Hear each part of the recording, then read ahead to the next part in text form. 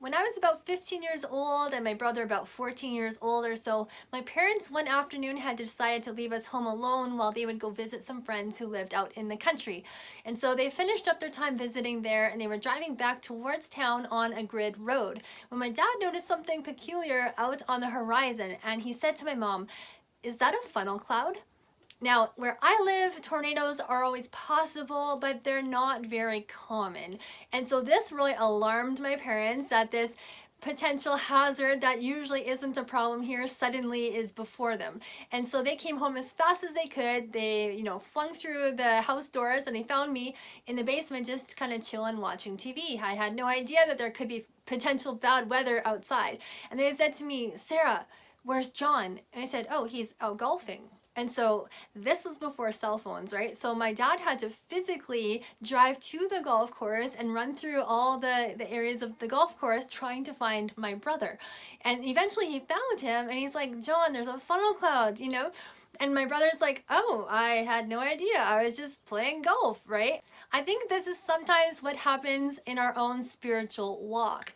Now, sometimes there might actually be a potential danger around us or something that we're kind of not paying much attention to, where someone else might actually be giving you a warning about it. Now, this can be a parent or someone like a parent in your life. Maybe they've, experienced this themselves or seen other people have these issues in their life, or maybe it's a pastor who has seen other people go through these kind of things, or can give you some spiritual counsel, what the Bible is saying about the certain situation. Sometimes also people have personally made poor choices or gotten themselves into certain situations or had things happen to them, and they try to give you a warning what to change or what not to do or how not to respond because it's not the heart of Christ and stuff, and they try to bring this warning to you. Now, from their perspective, their vantage point, they are able to see something that you might not be able to see. Like me in the basement, I just didn't even have the opportunity to really understand what was going on. Or even like my brother, he was actually exposed to the elements, but he just, he was focused doing his thing, and he wasn't seeing enough warning signs immediately around him to actually realize there's a huge potential for a really bad situation to happen to him.